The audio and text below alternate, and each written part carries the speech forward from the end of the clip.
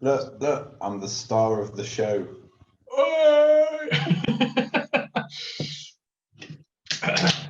Join us for day 3 of the dozen days of Xmas. Xmas. Xmas. Thanks for tuning in for a third day. Or it might not be a third day. You might be drinking these beers out of order. Or you might be drinking them all in one night. Either way, we don't really care. It might be your third. It might be your third 10 minutes. You might be watching these back to back in one night, kind of like me and Josh do it. In fact, we'll leave it up to you guys to decide when the natural breaks were in me and Josh recording this. Use your imagination, but we're going to throw you off by doing an outfit change every single time, whether or not we just finished drinking the other beer. I'm the star of the show now. Josh is the star of the show. I've put on my kind of, can you tell it's a Christmas shirt? It's got Christmas trees and reindeers. Yeah. That's a grown-up Christmas shirt because it's subtly Christmas. Dressed to impress, Josh. Very rarely dressed to amuse.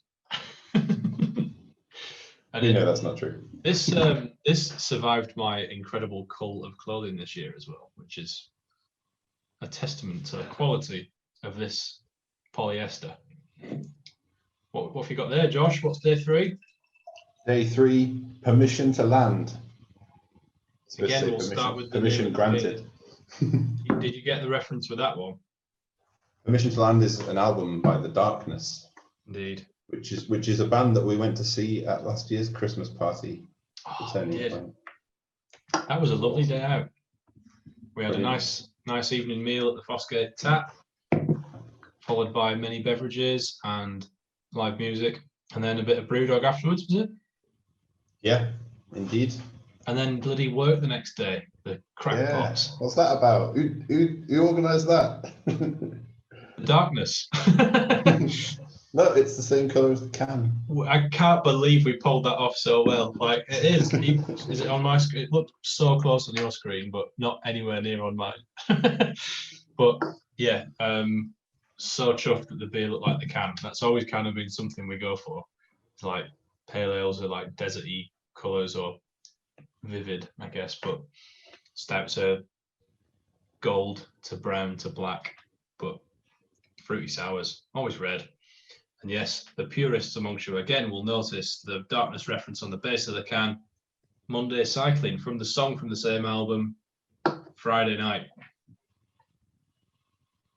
And it's Friday night now, or is it? Depending on when you're drinking it. Me and Josh are drinking these beers on a sunny July afternoon. Yeah, that's why I've got, look, it says sunshine on my glass. Yeah, proof. So yes, if you're accustomed to sour beers, good. If you're not, this is a sour beer. Often you might expect that might be a criticism of beer, but in fact it is its own discrete category of beer. And it's something that we have dabbled with probably 2 or 3 times a year since we started, but not something that we've really gotten into. Time permitting, when the world reopens, we'll be a sour beer production machine. I can't wait. But the fun thing about sour beers is, in the absence of hops, which are a ludicrously expensive ingredient, you're given this sort of like freedom to play with other things, namely fruit comes to the fore. And though fruit is not a cheap resource by any means, it's much easier to get those flavors into your beers in a convincing way. So for example, this beer, I think, were you there on the day for this one, Josh, where we put all the raspberry in the beer? Yeah, and it bled out the tank. Yeah, it was. I don't think it did that. I think I just spilt it all down the front of the tank. I'm an idiot. But yeah, so this is a really in-your-face and sort of obvious, I guess, combination of flavors. Raspberry blackcurrant, that's hard to say, isn't it? Raspberry, blackcurrant, and lime. And it comes together in sort of like a really sort of citrus fruity, but also quite a tart. And I also think like a sort of tannic finish to it, where it's got quite a mineral quality to it. It's quite actually easy to drink for such a high flavored beverage. Yeah, definitely. When you see those flavors together and you're like, oh, it's 2 red berries, like it all just melt together. But I can taste them like individually and together. And when I first saw that there was lime in it, I didn't think that I'd be able, with it being sour already, I didn't think that I'd be able to taste the lime specifically, but there is an actual lime quality to it as well. The interesting thing about this beer is the ratio at which the fruit went in. So the raspberry is over 100 grams per litre of beer. I think it might be way over that actually. If there's a correction for that, I'll put it on text in the video.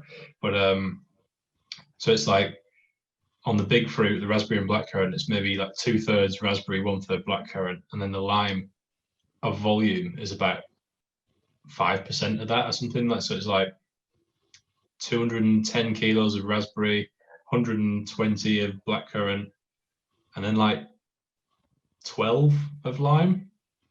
But the lime product that we got, so if you think about it, lime is quite a subtle flavor. I know that sounds ridiculous because if you've ever bitten into a lime or drank the juice of a lime or spilled it on a paper cup, then you'll know that it's not a subtle thing at all. But what I mean is a lot of the flavor that you're getting is acidity, which is a difficult flavor to get through in a sour beer because it's already acidic. So to make a convincing case for lime, you've got to use quite a lot. But we found this product that was like what would you call it? Like a concentrate of lime juice, so that we need to use a lot less to get the flavor in there. And we tried that neat, and it was absolutely insane. I felt like there and then my teeth were corroding, and I was going to have no mouth by the end of the day. It was like just a thimbleful, just to dip your finger in it full, was like I had to go and buy a toothbrush while I was at work. I was like, my mouth is going to evaporate. It probably was. Like, it's pretty dangerous. Yeah. Sorry, go on, man. This came out alongside a different sour that we did, which was Grapevine Fires, which would be on the other end of the spectrum. I mean, still sour, still fruited, but white grape and apricot. So obviously a completely different color, but also more subtle fruits that kind of blend together really well, but don't have the acidity of this or the kind of in your face berry flavors that this does. So it was good to compare the two because technically both fruit sours, but very different. Yeah, I look forward to exploring that the apricot and grape thing again, or at the very least the grape thing again, because that was a really fun beer to make.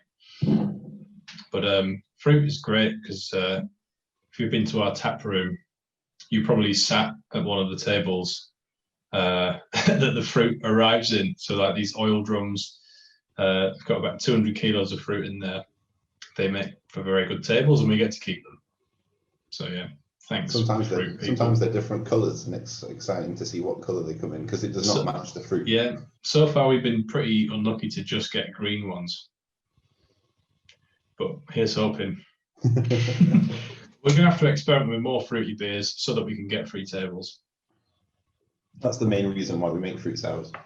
Definitely. Now, on the can art for this beer, I think what we're looking at is exactly what I can't remember how the conversation between me and Lottie went for this one, but I think I might have said something like hops floating on a raft, made of kegs, escaping through a mushroom village, but whilst being attacked by a giant praying mantis. And I think that's something close to what we've got here.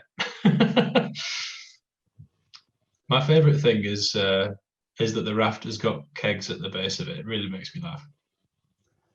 I think this probably would have been the album cover for Yes, if you were in the band at one point. I might have been. It's a long time ago. I can't remember.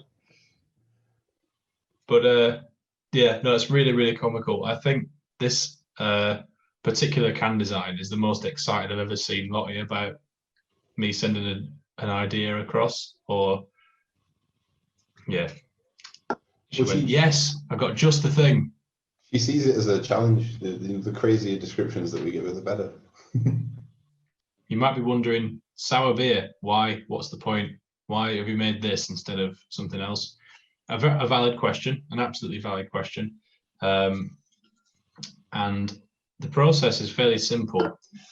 On a normal brew day, it takes approximately 7 or 8 hours, sometimes 12 if we've had a problem. But on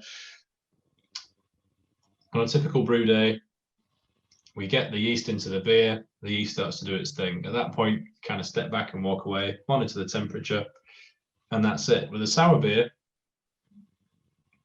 or in the way that we do it, a kettle soured beer is quite a slow process, a very quick process for a sour beer because it doesn't involve any spontaneous fermentation. But to get that acidity, we use a bacteria. Most commonly, we use Lactobacillus plantarum. Leave it for approximately 12 hours, come back the next day, put our pH meter in there, which if you went to a secondary school, you probably remember the litmus test. Is that what it's called? Litmus test? Yeah, litmus test. And you get like red to blue, I think. So like normal beer might be pH 4.4 or something like that, 4 to 4.4, and that is still classed as acidic. But a sour beer can be anywhere from like sort of 2.8 to about 3.6 we found, and effectively that bacteria doing its thing overnight will get you that sourness, and at that point it's absolutely delicious because it's still really sweet and it's sour and it's hot. So it's such a good lemsip on a cold brewery morning.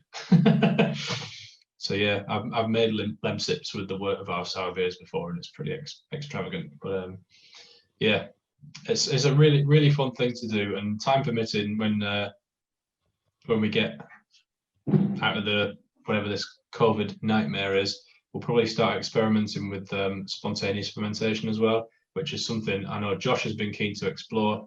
I'm really keen to explore, and we'll get to it. But Josh, do you want to talk about the ridiculousness of spontaneous fermentation and the risks that poses? Yes. So yeah, spontaneous, as opposed to kettle souring, is spontaneous fermentation, mixed fermentation as well, would be less exact in the way that you do it, for one, less controlled, would take a lot longer. So generally what that would involve is us putting the beer into barrels rather than into fermenter straight away. And in the barrels, we would inoculate it with wild yeasts, or if you do it the lambic way, just allow the natural yeast from the environment to enter it yourself. You can use a cool ship for that. Look up cool ship online. You'll learn more about that. And that'll take a lot longer. It'll be a lot more time consuming in terms of checking the beer regularly to make sure whether the yeast is actually working on it or not, whether it has been inoculated. Then yeah, we're talking about wild yeasts, loads of different things that it can do to the beer, different levels of sour, different bacteria and different yeast will have different effects on a beer and different flavors. And then you can also, for example, add the fruit into the barrel. So a good example would be if you made a beer, you could sour it through spontaneous fermentation in an oak barrel, and you could also add peaches or apricots or raspberries into the barrel. So you would end up with a barrel-aged, spontaneously fermented sour with fruit in it, but that might take years, whereas the kettle sour that we've done will just take like 1 day more than a regular beer. And as much as we love permission to land and beers like that, they are effectively in the sour breweries, you know, the purest sort of way of looking at it. There's a complete workaround and a bit of a cheat, but we're really happy with the results that we get from that. We try other people's kettle sours and absolutely adore them, and it's certainly a credible beer style in its own right. I think it's not supposed to be like, I guess, a workaround. It's just become its own style, if that makes sense.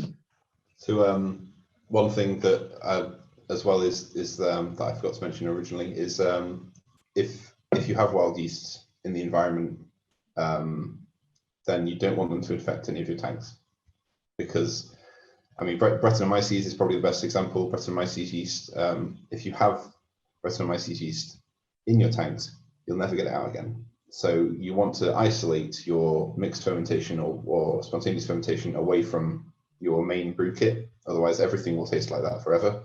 A good example of that is Brewdog with their main brewing process. Their main brew tanks are all in their main facility in Ellen, and there is like a road and an electric fence and security in between their overworked spontaneous and mixed fermentation site and their regular brew site. Because if they were to infect their main tanks that they make Punk IPA on, there would be huge problems.